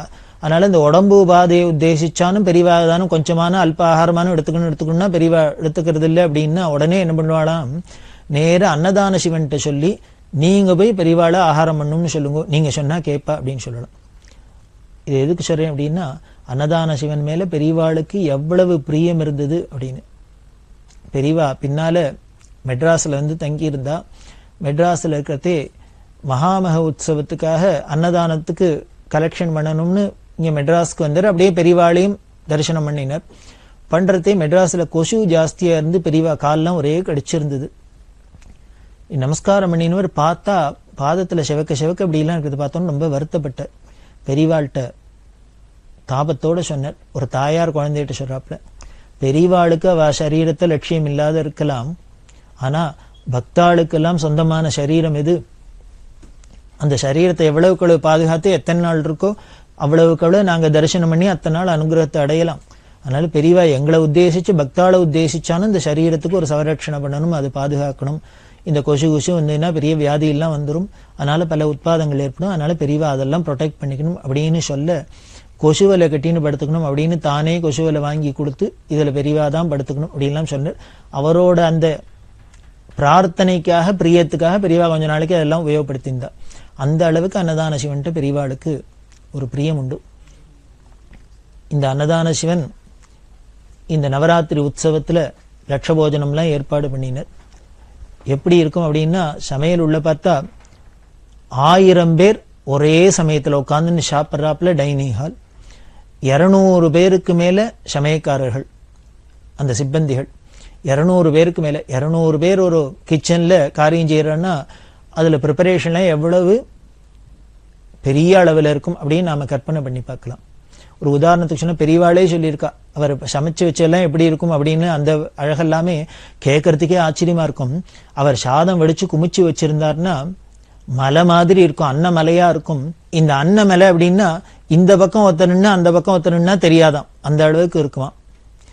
இவ்வளவு சாதம் வடிக்கணும்னா எத்தனாம் பெரிய அண்டால வடிக்கிறது, எத்தனாம் பெரிய தவலையில வடிக்கிறது. அதுக்கு என்ன பண்ணுறான் அப்படின்னார், கீழே ஓலப்பாயை பரத்திட்டு அதில் கொதிக்க கொதிக்க கொதிக்க 2 முட்டை சாத்தை வடிச்சு அதில் பரத்திட வேண்டியது. அது மேலே மெல்லீஷா ஒரு வெள்ளை துணியை போட வேண்டியது. அது மேலே 2-3 மூட்டை அரிசியை கொட்டிட வேண்டியது. அது மேலே ஒரு வெள்ளை துணியை போட வேண்டியது. அது மேலே 3-4 மூட்டை அரிசி சாத்தை வடிச்சு கொதிக்க கொதிக்க அது மேலே போட்டு மேலே இன்னொரு ஓலப்பாயை போட்டு எல்லாத்தையும் சேர்த்து சாக்கால சுத்தி அப்படியே வச்சிருவாளாம். அடியில கொதிக்க கொதிக்க இருக்கிற வெந்த சாதம், நடுப்புற அரிசி, மேல கொதிக்க கொதிக்க இருக்கிற வெந்த சாதம் நல்லா டைட்டா மூடி வச்சுட்டு கொஞ்ச நேரம் கழிச்சு எடுத்து பார்த்தா இந்த மேல இருக்கிற சூடு கீழே இருக்கிற சூடு ரெண்டுத்தினாலையும் நடுப்புற இருக்கிற அரிசி முழுக்கலும் சாதமா ஆகியிருக்கும். இதெல்லாம் ஒரு வினோதமான ப்ரெஷர் குக்கர் சிஸ்டம் போல இருக்கு. இதெல்லாம் அவர் சிவனே கண்டுபிடிச்சிருக்க. அப்படின்னா இதெல்லாம் எதை காமிக்கிறதுன்னு, அடுத்த வாளுக்கு அன்னதானம் பண்றதுல என்ன ஒரு ஆர்வம் இருந்தா, ஸ்ரத்தை இருந்தா, இப்படி எல்லாம் பண்ணி எல்லாருக்கும் சாதம் வடிச்சு போடணும் அப்படின்னு ஆசை இருக்கும். அப்படி பண்ணினவர். குழம்பெல்லாம் வச்சிருந்தா குழம்புண்டாக்குள்ள பெரிய தொட்டி கட்டி அதில் குழம்பை ஊற்றி வச்சிருப்பாளாம். அதுக்குள்ள ஒரு குட்டி யானை இறக்கினா கூட மொழிகி போடுற அளவுக்கு குழம்பு இருக்குமாம், ரசம் இருக்குமாம். இதெல்லாம் வேணா பண்ணிடலாம். இத்தனை பேருக்கு மோர் வேணும்னா என்ன பண்றது, தயிர் வேணும்னா என்ன பண்றதுன்னு. அதனால என்ன பண்ணுவாரான்னா, எப்பொழுதுமே அவர் எல்லார் வீட்லையும் பாலெல்லாம் மீந்தா அதை தயிரா ஆக்கி தங்கிட்ட கொண்டு கொடுக்க சொல்லுவார். அந்த மரப்பீப்பா இருக்குமா, அந்த மரப்பீப்பாக்குள்ள இந்த தயிரெல்லாம் ஊத்திண்டே வருவா. வந்து மேல ஒரு கார்க்கு போட்டு சீல் வச்சுட்டே வருவா. அந்த பீப்பா ரொம்ப எடுத்துனா கார்க்கு போட்டு சீல் வச்சு, அரக்கு சீலை வச்சு பக்கத்துல உள்ள கோவில் குளத்துல அதை தூக்கி விட்டுறது, மதக்க விட்டுறது. ஃப்ரிட்ஜ் போல இருக்கு. அந்த மர பீப்பாக்குள்ள இருக்கிற தயிர் குளத்திலேயே இருக்கிறதுனால அதுக்கப்புறம் அந்தந்த க்ஷேத்திரத்துல அந்தந்த ஊர்ல எப்போ தேவைப்படுறதோ போய் ஒரு பீப்பாவை எடுத்துட்டு கார்க்க திறந்தா உள்ளுக்குள்ள தயிர் இருக்கும். இது ஏதோ பல மாசங்களுக்கு முன்னால தயிரை உரக்குத்தி அந்த பீப்பால உரப்பி குளத்துல போட்டிருப்பா. ஆனா பல மாசங்களுக்கு அப்புறம் எடுத்தா கூட முத நாள் ராத்திரி தோச்சாப்புல அப்படி இருக்குமா. இப்படி இல்லாம ஒரு சிஸ்டத்தை அவர் வச்சுண்டு இப்படி சாமான்கள்லாம் சேகரிச்சு அன்னதானம்லாம் பண்ணினார். அப்படி ஒரு அன்னதானம் பண்ணின உத்தமர். அவர் காலகதி அடைஞ்சார். அப்ப காலகதி அடைஞ்சோன்னு பெரியவா சொன்ன வார்த்தை, அன்னதான சிவன் வேத அத்தியனம் பண்ணல, சாஸ்திரம் வாசிக்கல, ஜபதபங்கள்லாம் பண்ணல, ஆனா கூட 10 பேருக்கு சாதம் போட்டே மோட்சத்துக்கு போயிட்டாரா அப்படின்னு. மோட்சத்துக்கு போயிட்டார் அப்படின்னு பெரியவா உத்தரவாதம் கொடுக்கிறார். யாராலேன்னு சொல்ல முடியுமா? மோட்சத்துக்கு போனாரா போகலையா நமக்கு தெரியாது. ஆனா பெரியவா சொன்ன வார்த்தை மோட்சத்துக்கு போயிட்டார் அப்படின்னு. அதனாலதான் அன்னதான சிவன், அன்னதான சிவன் அப்படின்னு அவருக்கு ஒரு பெரிய பெருமையா இருக்கு. அன்னதானம் அப்படிங்கிறது அவ்வளவு விசேஷமா சொல்லியிருக்கு. அப்படி பிரியமா பல பேருக்கு அன்னதானம் பண்றது நமக்கு ஒரு மோட்சத்துக்கு சாதனமா இருக்கு. அதனால்தான் போல இருக்கு இதை வலியுறுத்துறாப்பலேயே பராசக்தியான ஜெகன்மாதா எப்படி இருக்கான்னு கையில அன்ன பாத்திரத்தோடய கரண்டியோடய அன்னபூர்ணேஸ்வரி அன்னபூர்ணேஸ்வரின்னு காசியில உட்கார்ந்துட்டு இருக்கா, அத்தனை பேருக்கும் படி இழக்கிறதுக்குன்னு. அப்படி அந்த அன்னதானத்தெல்லாம் இந்த அன்னதான சிவன் தான் பார்த்துட்டார். 400க்கு மேற்பட்ட வாலண்டியர்ஸ் எல்லாம் அங்க வந்து கைங்கரியம் பண்ணினா. இப்படி பல விதத்திலையும் கிராண்டா இந்த 1916ஆம் வருஷம் நவராத்திரி நடந்தது. இப்படி நடந்த இந்த நவராத்திரி அதுக்கு முன்னால பேப்பர்ல ஒரு விளம்பரம்லாம் கொடுத்திருந்தா. நவராத்திரியோட பர்பஸ் என்ன, இது எதுக்காக கொண்டாடுறது, இதோட நோக்கம் என்ன, லோகக்ஷேமார்த்தம் தான், எல்லாருக்கும் சுபீட்சம் ஏற்படணும், அம்பாளோட கடாட்சம் வேணும், எல்லாருக்கும் கல்வி வேணும், செல்வம் வேணும், ஆரோக்கியம் வேணும், தைரியம் வேணும், இதெல்லாம் வேணுங்கிறதுக்காக தானே துர்கா லட்சுமி சரஸ்வதிங்கிற ரூபத்தெல்லாம் அம்பாளை நாம உபாசிக்கிறோம், அதுவும் இந்த சரத்காலத்துல. அதனால இந்த நவராத்திரியோட நோக்கம் என்ன, அதோட பர்பஸ் என்ன, எல்லாத்தையும் கொடுத்து மடத்திலேருந்து விளம்பரம் வந்தது, இது மடத்துல நடக்க போறது அப்படின்னு. இந்த விளம்பரத்தையும் இந்த தந்தியை பார்த்துட்டு பத்திரிகையில ஒரு பக்தர் ஆச்சரியப்பட்டு பெரியவாளுக்கு லெட்டர் எழுதியிருந்தார். அவரும் பின்னால பத்திரிகையில இதை பத்தி எழுதியிருந்தார். அது யாருன்னா மகாகவி சுப்பிரமணிய பாரதியார். சுப்பிரமணிய பாரதியார் 1916ஆம் வருஷம் கும்பகோணம் மடத்துல பெரியவா நடத்தின நவராத்திரி உற்சவத்தை கேள்விப்பட்டு, அவரும் சாக்தரா அம்பாள் உபாசகரா இருந்ததுனால ரொம்ப அவருக்கு சந்தோஷம். இப்படிலாம் ஒரு நவராத்திரி உற்சவம் அப்படிங்கிறத பார்த்து ஆச்சரியமா இருந்தது, எனக்கு பரம சந்தோஷமா இருந்தது அப்படின்லாம் பெருசா விவரிச்சு பெரியவாளுக்கு லெட்டர் எழுதியிருந்தார். அவர் எப்படி என்ன சொல்லியிருந்தார் அப்படிங்கிற சில வார்த்தைகளை நான் சொல்றேன். பாரதியார் சொல்றார், உலகத்தார் பராசக்திய நல்ல மழை வேண்டி சரத்காலத்துல 9 நாள் பூஜை செய்யறது நமது பூர்வீகர்கள் செஞ்சு வச்ச ஏற்பாடு. ரொம்ப பயனுள்ள காரியம் அது, ரொம்ப மேலான வழியும். கும்பகோணம் சங்கர மடத்துல இந்த நவராத்திரி பூஜை ரொம்ப கோலாகலமா நடத்த போவதா பத்திரிகையில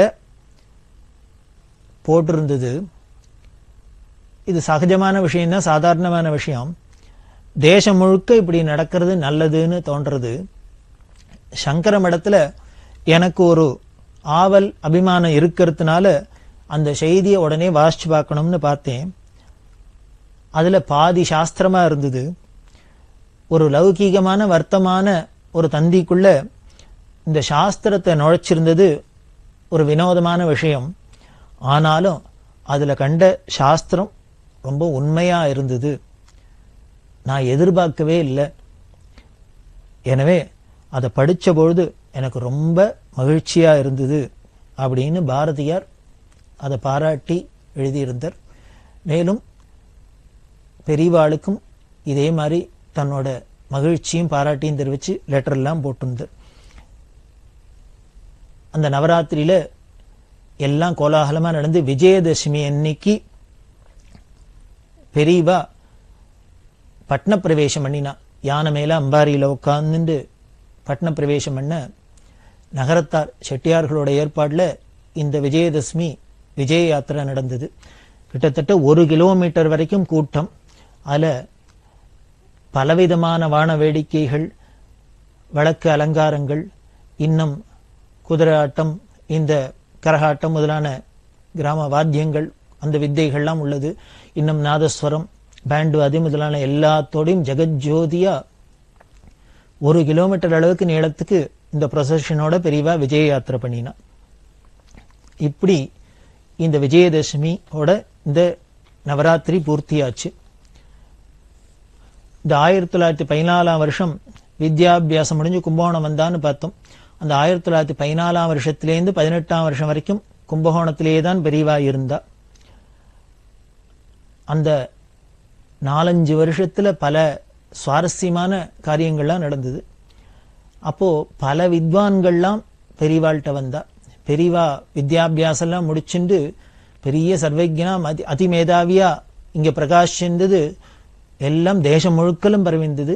நாட்டில் உள்ள பல பாகங்கள்லேருந்தும் பல பேர் வந்து பெரியவா தரிசனத்துக்கு வந்து பெரியவாளோட அளவலாவி தங்களோட துறைகளை உள்ள விஷயங்கள்லாம் ஆராய்ச்சி பண்ணி பேசி பல விஷயங்கள் தாங்கள் புதுசா தெரிஞ்சுட்டு இப்படியெல்லாம் ரொம்ப சந்தோஷமா கழிச்சிருந்தா. அப்படி இருக்கிறதே பல சாஸ்திர வித்வான்கள்லாம் வந்து சாஸ்திர சதஸ்லாம் நடக்கும். அந்த சாஸ்திர சதஸ்ல பார்த்தேன்னா சில சமயங்கள் அந்த பண்டிதாள்லாம் ஒருத்தருக்கு சண்டை போட்டுக்கிறாப்புலாம் இருக்கும். ஒருத்தர் சொன்னதை இன்னொருத்தர் ஒத்துக்க மாட்டா, இன்னொருத்தர் சொன்னதை இன்னொருத்தர் ஒத்துக்க மாட்டா, அப்படி எல்லாம் வாக்குவாதம்லாம் நடக்கும். பட்டி மண்டபம் அப்படிலாம் சொல்லுவேன், அதெல்லாம் தானே விசாரம் தானே.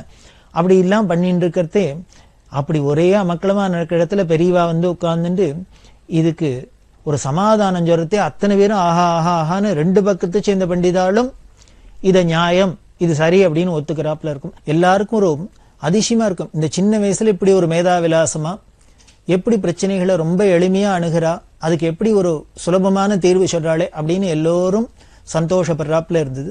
அதே மாதிரி வடமொழி தென்மொழின்னு சொல்லக்கூடிய சமஸ்கிருதம் தமிழ் முதலான லாங்குவேஜஸ்ல உள்ள லிட்ரேச்சர்லாம் எடுத்துட்டு அதுல என்னென்ன அருமை பெருமைகள்லாம் இருக்குன்னு அதை அலசி ஆராயிருது.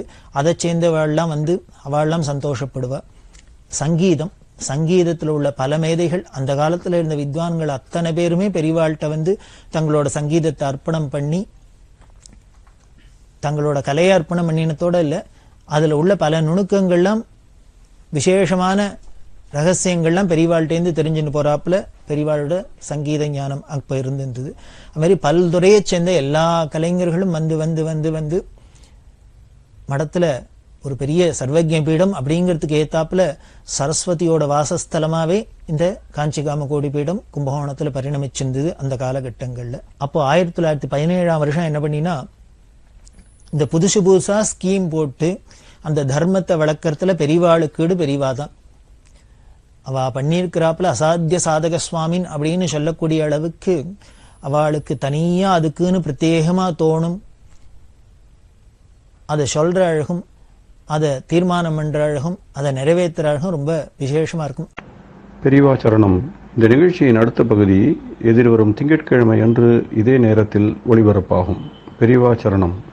பெரியவா சரணம். அடுத்த நிகழ்ச்சி திருவாசக இன்னிசை. வழங்குபவர் ஸ்ரீ சத்குருநாத தேசிகர் அவர்கள். பெரியவா சரணம்.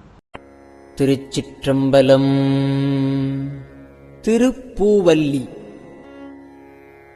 பாலும் அமுதமும் தேனுடனாம் பராபரமாய், பாலும் அமுதமும் தேனுடனாம் பராபரமாய், கோலம் குளிர்ந்து உள்ளம் கொண்டபிரான் குறை கடல்கள் ஞாலம் பரவுவார் நன்னெறியாம் அந்நெறியே போலும் புகழ் பாடி பூவல்லி கொய்யாமோ வானவன் மாலையன் மற்றும் உள்ள தேவர்கட்கும் போனவனாய் நின்று ஊடலிலா குணக்குரியோன் ஆன நெடுங்கடல் ஆலாலம் அமுது செய்ய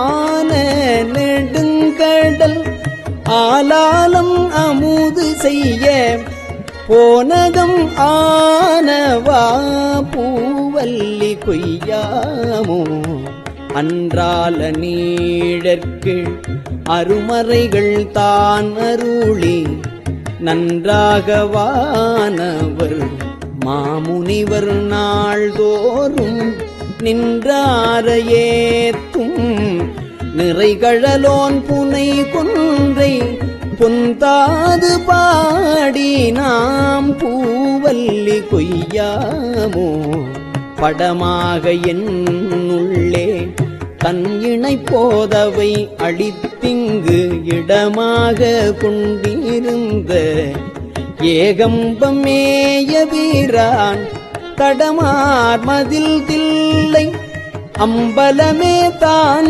இடமா நடமாடுமா பாடி பூவல்லி கொய்யாமோ நடமாடுமா பாடி பூவல்லி கொய்யாமோ அங்கி அருக்கன் இராவணன் அங்கி அருக்கன் இராவணன் அந்தகன் கூற்றன் செங்கண் அரி அயன் இந்திரனும் சந்திரனும் பங்கமில் தக்கனும் எச்சனும் தம் பரிசழிய பொங்கிய சீர்பாடி நாம் பூவல்லி கொய்யாமோ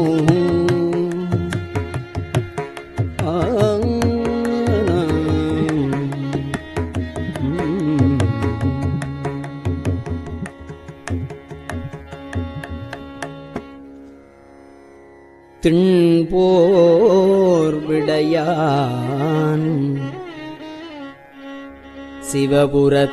சிவபுரத்தார் போரேறு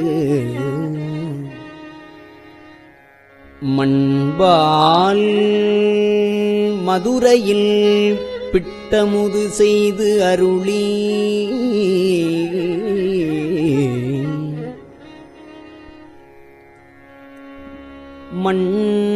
மண்பால் மதுரையில் பிட்டமுது செய்து அருளி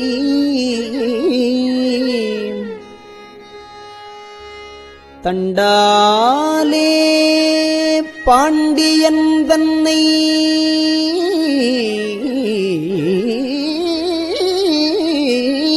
பணிகொண்ட தண்டாலே பாண்டியன் தண்டாலே தன்னை பணிகொண்ட புண்பாடல் பாடி நாம் பூவல்லி கொய்யாமோ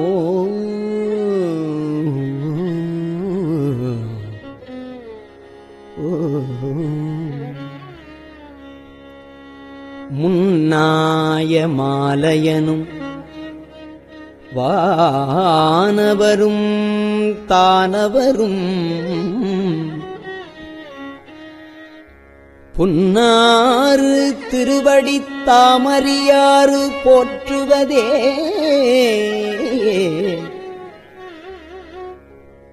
என் நாகம் உள்புகுந்து ஆண்டு கொண்டான் இலங்கு அணியாம் பன்னாகம் பாடி நாம்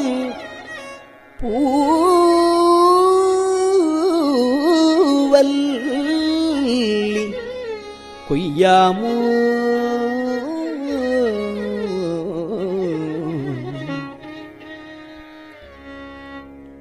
சீரார் திருவடி திண் சிலம்பு சிலம்பொலிக்கே ஆராத ஆசையதாய்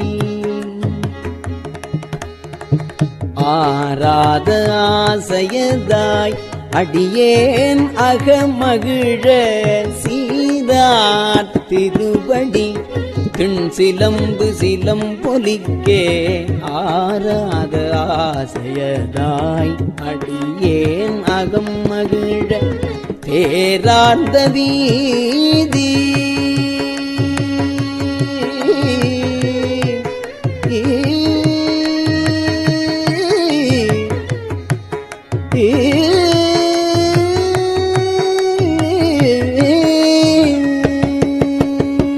தேரார்ந்த வீதி பெருந்துரையான் திருநடம் தேரார்ந்த வீதி பெருந்துரையான் திருநடம் பேரானந்தம் பாடி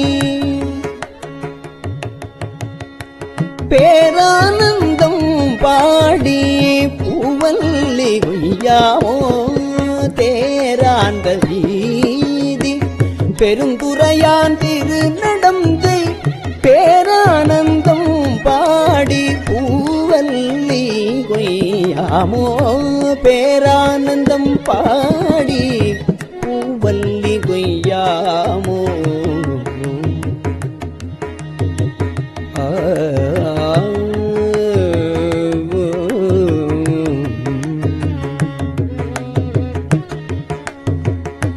அத்தி உரித்தது போர்த்தருளும் பெருந்துரையான் அத்தி உரித்து அது போர்த்தருளும் பெருந்துரையான் பித்த வடிவு கொண்டு இவ்வுலகில் பிள்ளையுமாம் முத்தி முழு முதல் உத்தர கோசமங்கை வள்ளல்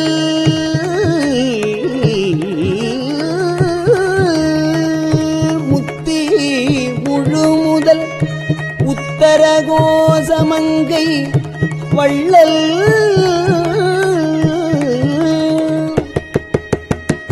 புத்தி புகுந்தவா பூவல்லி பொய்யாமோ மாவார ஏறி மதுரை நகர் புகுந்தருளி மாவார ஏறி மதுரை நகர் புகுந்தருளி தேவார்ந்த கோலம் திகழ பெருந்துரையான் கோவாகி வந்து எம்மை குற்றேவல் கொண்டருளும் கோவாகி வந்து எம்மை குற்றேவல் கொண்டருளும் பூவார் கடல் பரவி கோவாகி வந்து எம்மை குற்றேவல் கொண்டருளும் பூவார் கடல் பரவி பூவல்லி பொய்யாமோ பூவார் கடல் பரவி பூவல்லி பொய்யாமோ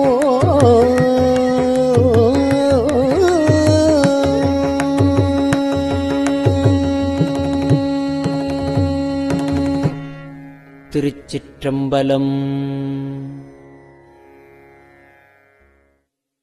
பெரியவா சரணம்.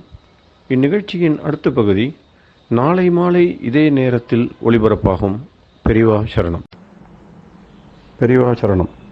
பெரியவா வானொலியின் இன்றைய நிகழ்ச்சிகளின் நிறைவாக திருப்பொன்னூசல் வழங்குபவர் சத்குருநாத தேசிகர் அவர்கள். பெரியவா சரணம். திருச்சிற்றம்பலம். திருப்பொன்னூசல். உன்னற்கரியதிரு உத்தர கோசமங்கை உன்னற்கரியதிரு உத்தர கோசமங்கை மன்னி போலிந்திருந்த மன்னி போலிந்திருந்த மாமரையோன் தன் புகழே பன்னீர் பணிந்திரஞ்ச பாவங்கள் பற்றறுப்பான் அன்னத்தின் மேலேறி அன்னத்தின் மேலேறி ஆடும் அணி மயில் போல் என்னத்தன் என்னையும் ஆட்கொண்டான் எழில்பாடி பொன்பொத்த பூன்முலையீர் பொன்வொத்த பூன்முலையீர் பொன்னூசல் ஆடாமோ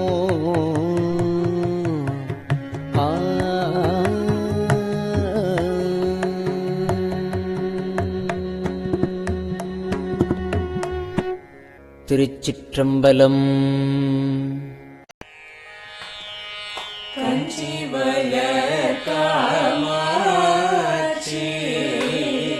தங்குழந்தாய் சங்கரரே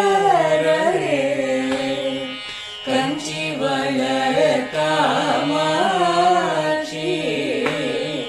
தங்குழந்தாய் சங்கரரே குரு சந்திரசேகரரே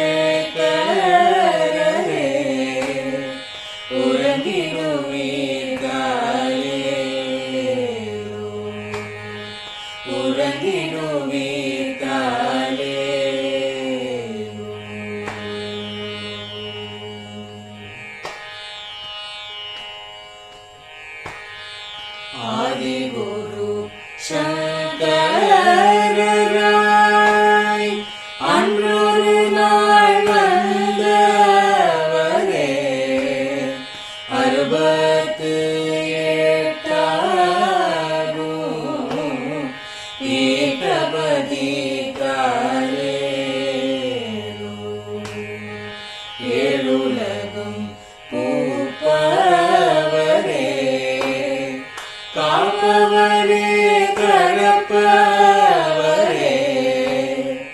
எல்லோர்க்கும் அருள்பவரே உறங்கிடுவீர்காலே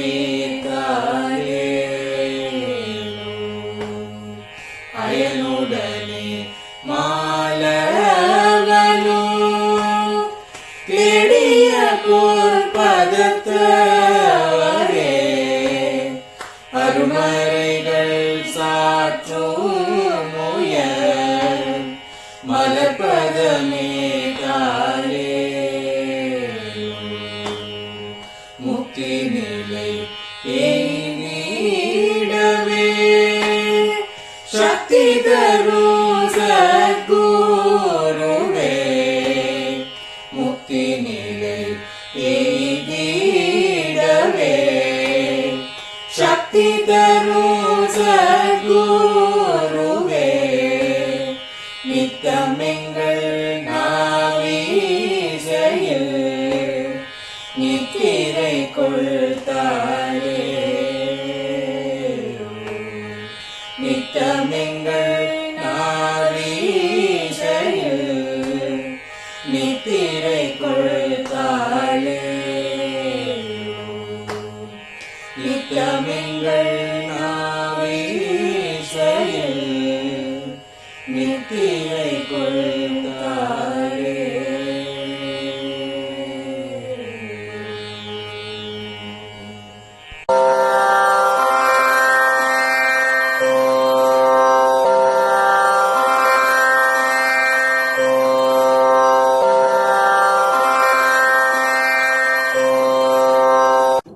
பெரியவாசரணம். பெரியவா வானொலியின் மாலை நிகழ்ச்சிகள் இத்துடன் நிறைவடைகின்றன. எமது அடுத்த ஒளிபரப்பு நாளை காலை இந்திய நேரப்படி 6 மணிக்கு துவங்கும். பெரியவாசரணம்.